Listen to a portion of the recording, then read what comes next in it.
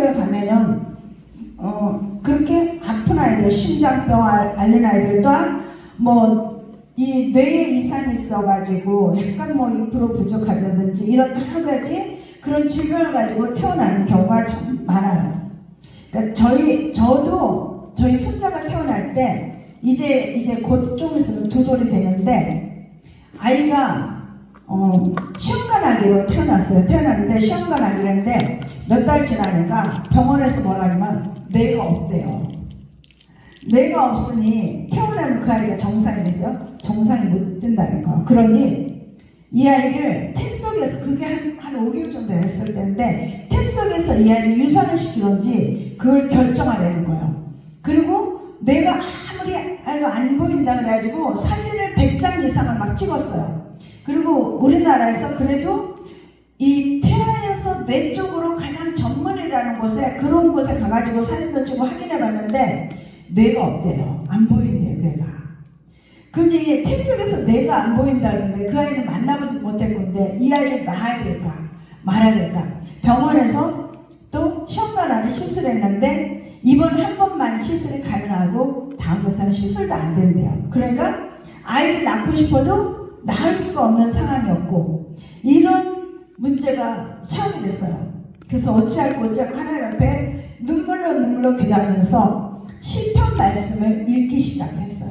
부부가 앉아가지고 매일 시편을 읽으면서 하나님 앞에 눈물로 기도하고 그리고 병원에 가서 계속 검진받고 이렇게 다녔어요. 한 달 정도 지났을 때 뇌가 보인대요. 네, 뇌가 보인다는 거예요. 그래서 괜찮겠다. 여기 전두엽 쪽에 이상이 있다라고 제가 계속 얘기를 했고 뇌가 안 보인다 그랬고 나중에는 전두엽적인 이상이 있으면 뭐냐면 약간 2% 부족해가지고 심리적으로 불안하고 이런 약간 공포감이 있고 혼자 부모의 품을 떠나지도 못하고 어디 외출을 마음대로 혼자 살지도 못한 그런 성격의 소유자가 돼요. 2% 부족한다. 그러니까 마음이 안정이 안 돼. 이런 아이들은. 그런데 한 달 정도 그 많은 사진을 찍고 검사하고 막 했는데 한 달 좀 지났을 때 내가 보인다는 거야. 그죠? 그래서 그렇게 노심초사하면서 그러면서 그 아이가 태어났어요. 근데 태어나서 정말 잘 자라고 튼튼하게 잘 자라면 좋겠는데 또 알레르기 반응이 심해요. 뭐냐면 단백질 알레르기예요. 근데 아이는 단백질이 영양 공급을 해야만 크잖아요. 우리도 단백질이 부족하면 몸이 붓고 아프잖아요. 근데 단백질이 부족해서 제대로 성장하지 못하는데 단백질 알레르기가 있으니까 단백질을 먹지를 못하는 거야. 근데 우유도 잘 못 먹고 그 다음에 단백질 특히 많은 거 콩 종류는 못 먹어요. 콩 종류니까 콩밥도 안 되고 두부, 된장 이런 것들 다 안 되는 거예요. 먹일 게 없어요. 거기에다가 밀가루 알레르기 내는 거예요. 그러니 먹일 수 있는 게 없는 거예요. 계란 알레르기, 계란 단백질을 보고잖아요. 계란도 알레르기. 그래서 먹을 게 없고 아이가 그래서 어쩌다가 누가 이제 과자 같은 거 이렇게 좀 주면은 그거보다 과자가 다 밀가루잖아요. 과자 먹고 응급실 쫓아가고 놀이터에 갔다가 누가 과자 주니까 쌀과자 주니까 이거 쌀과자라고 해서 먹었는데 쌀과자 속에도 이 사람들은 쌀과자라고 팔았지만 실제로 먹으니까 그게 밀가루가 들어있는 거예요. 그래서 병원 응급실로 쫓아가고 이렇게 수없이 그러고 다녀요. 근데 우리가 이렇게 건강치 못한 이런 사람이 요즘은 너무 많다라는 거예요. 저희 손자뿐만이 아니라. 그래서 늘 기도하기를 하나님은 제가 그래요. 하나님은 염색체도 바꾸실 수 있는 분, 유전인자도 바꾸실 수 있는 분, 세상에 의수로는 못하지만 하나님은 능히 하시고도 남는 분. 그러니 하나님 제 손자를 그렇게 건강할 수 있도록 바꾸시는 하나님이시잖아요. 그렇게 기도를 하고 있어요. 지금도. 그래서 많이 건강에 줄 믿고 그렇게 하나님 앞에 나아가고 있습니다. 오늘 이 신랑 못에 가서 시술한 이 사람도 태어나면서부터 앞을 보지 못했어요. 요즘에 세상에서 태어나면서부터 눈물 사람들 많잖아요. 어디서도 태어나면서부터 눈이 멀대요. 근데 이 이스라엘의 이 풍습에는 어떤 풍습이냐면 태어나면서부터 이렇게 비정상적으로 태어나는 사람들은 부모가 무슨 죄를 지어서 저렇게 자녀가 저렇게 됐어 라고 생각을 하는 거야. 우리나라도 그러잖아요. 아유, 부모가 어떻게 했길래 저 자식이 저렇게 됐을까? 이런 얘기들은 많이 해요. 그런데 아예 이스라엘 풍습 자체는 아이가 정상적이지 못하다 그러면은 그냥 부모의 죄 때문에, 부모가 잘못했기 때문에 자녀가 잘못했다라고 여겨버리는 이런 풍습이 있는 거예요. 그러니 이 아이는 앞을 못 보니 얼마나 답답하겠어.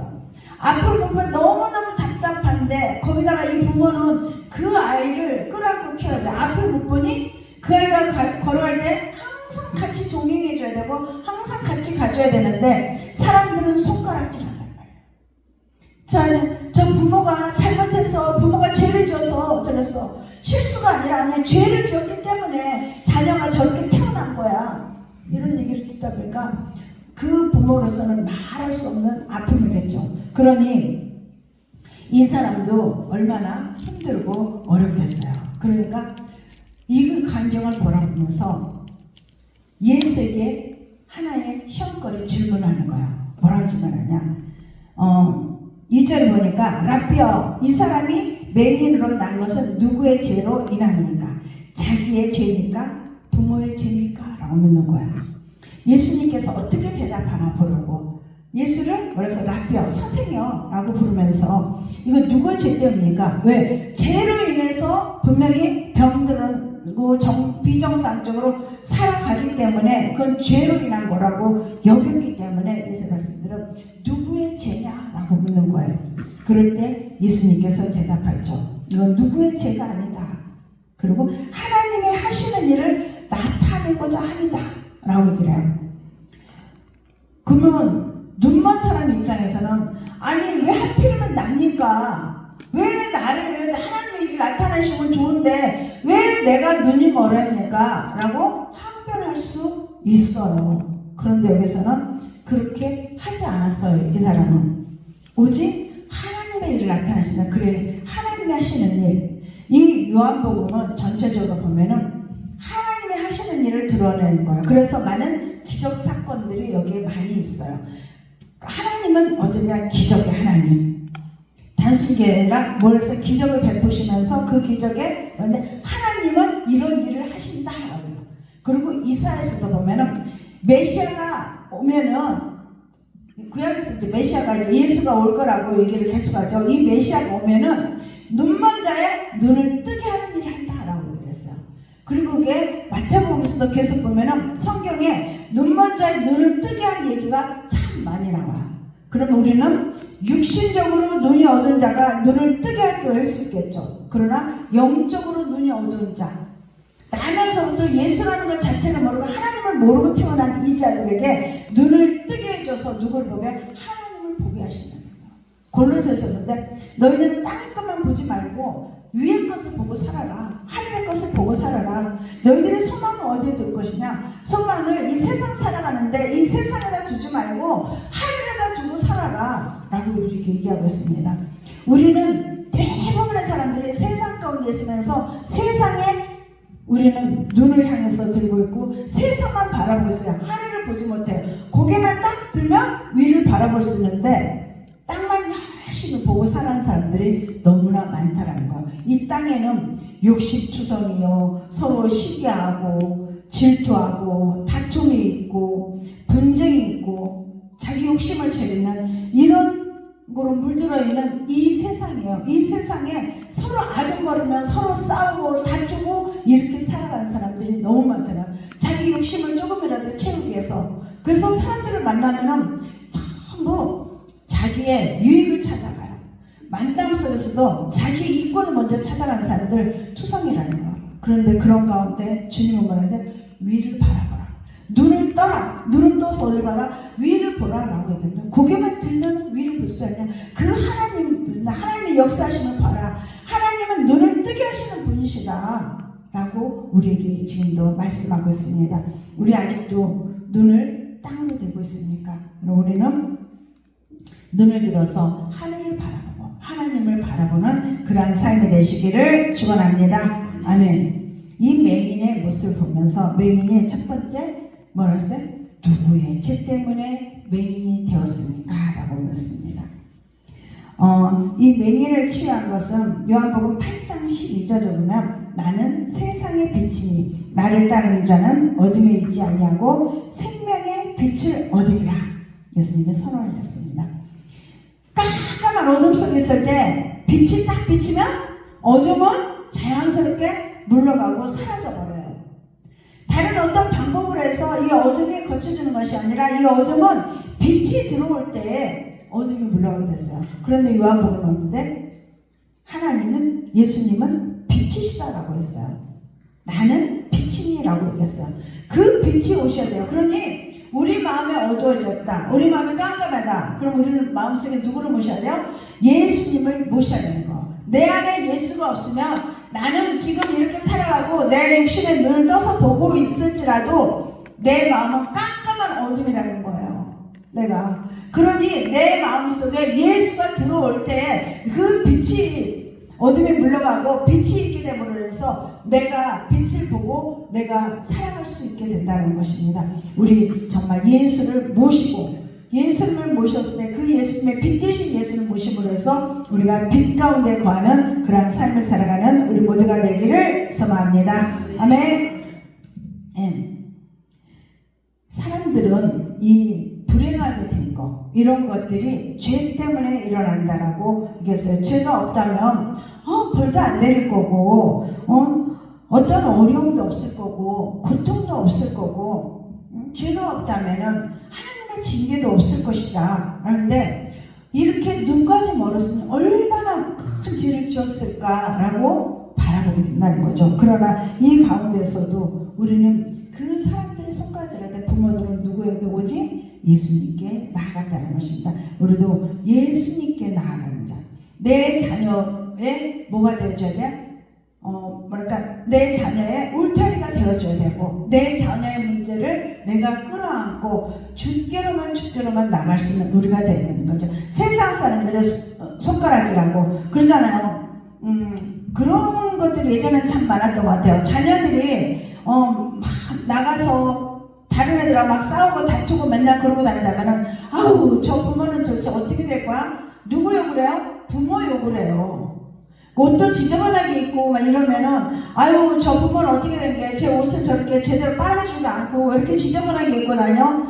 아이가 어떻게 됐어? 인사도 안 하고 막 이러고 다닌다. 어른 몰라본다 그러면은 불일대식이라고 그렇게 얘기하면서 도대체 저 부모는 어떻게 돼? 부모 욕을 하게 돼요. 여기서도 우리가 이 맹인이 이렇게 태어난 것도 부모 때문이다 라고 얘기해요. 그런데 자식이 잘해요. 인사도 잘하고 공사를 하면은 아유 저 어떤 부모가 이렇게 이 자녀를 이렇게 잘 키웠을까 라고 얘기를 하게 되는 거죠. 그래서 우리도 그 자녀를 바라보면서, 그래서 부모를 알려면 자녀를 보고 자녀를 알려면 부모를 봐야 된다. 그래서 자식 결혼시킬 때도 뭐냐?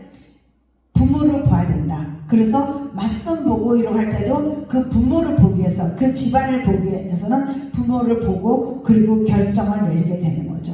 그래서 자녀들이 다 서로 좋아해가지고 너를 봤는데 맞선 집안끼리 봤는데 마음에 안 들어. 그러면 돌아가지고 야 그 결혼 없애 그렇게 하게 되죠. 이렇게 그 자녀를 보면서 부모를 보게 된다는 것입니다. 우리는 그러면 우리의 삶이 정말 부모님의 욕되게 하는 삶이 아니라 야, 부모님 정말 저 부모가 참 자신을 참 훌륭하게 키우셨나 보다. 부모님 참 좋으신 분인가 보다. 또 자녀들을 보면서 아우 부모님이 잘 키웠나 보다. 이렇게 얘기를 들을 수 있는 우리가 되기를 소망합니다.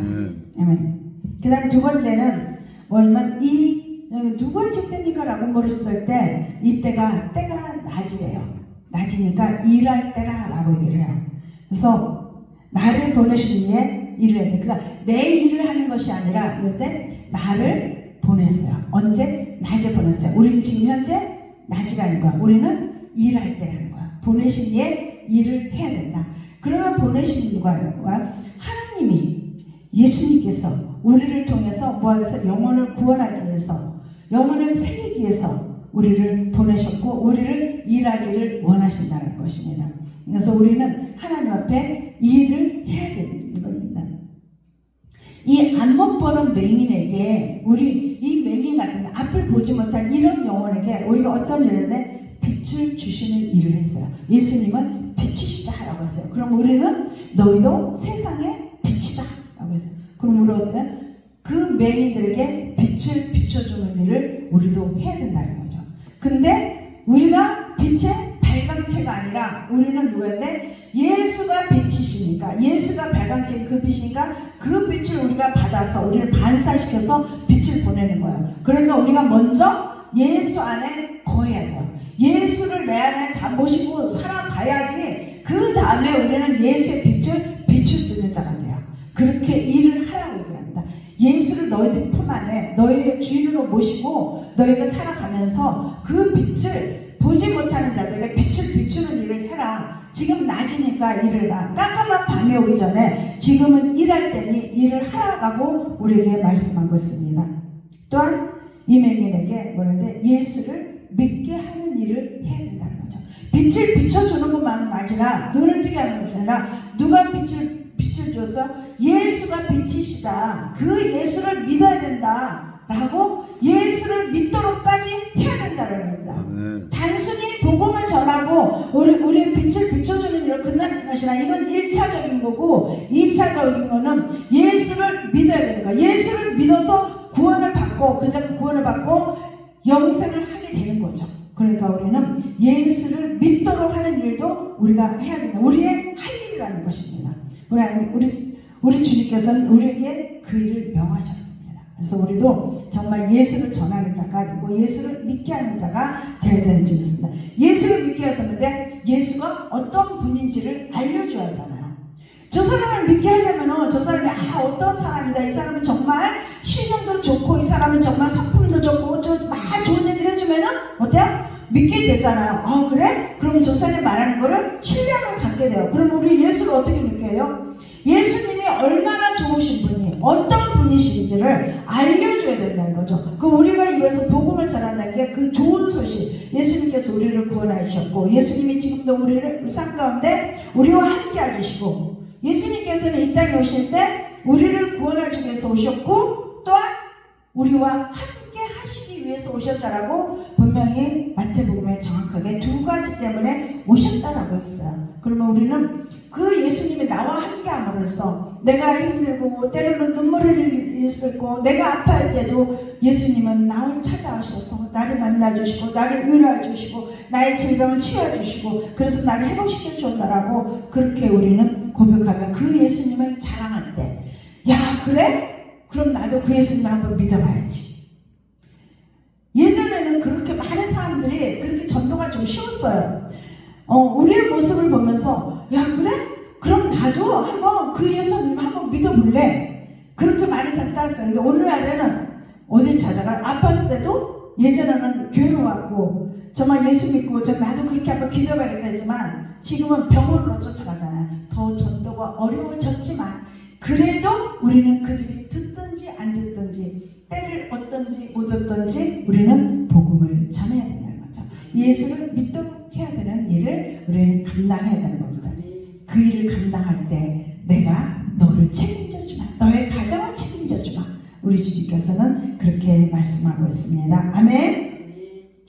또한 맹인으로 해서 아버지의 영광을 나타내기 위해서 하나님의 일을 드러내기 위해서 영광을 나타내기 위해서 우리를 지으신 목적이 우리를 통해서 영광을 받으시기를 원하신다는 거예요. 그래서 그렇게 예수를 믿게 하는 것까지 왔지만 2단계, 3단계는 영광을 돌리도록까지 인도를 해야 된다는 거죠. 그래서 예수님을 더 점점 깊이 알아가도록 깊이 알아가면 알아갈수록 그 예수님의 사랑의 예수님, 사랑의 하나님을 알게 됨으로써 거기에 하나님 앞에 영광 돌릴 수 있는 자가 된다는 것입니다.